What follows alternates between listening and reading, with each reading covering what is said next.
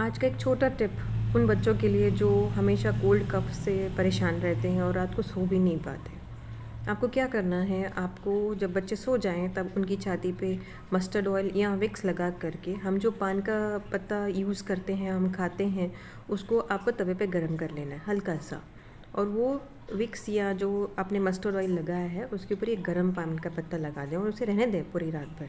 आप देखेंगे कि बच्चा पूरी रात भर चैन से सो भी पाएगा और जितनी भी कफ छाती पे जमी हुई है वो सब निकल जाएगी सुबह तक। Thank you.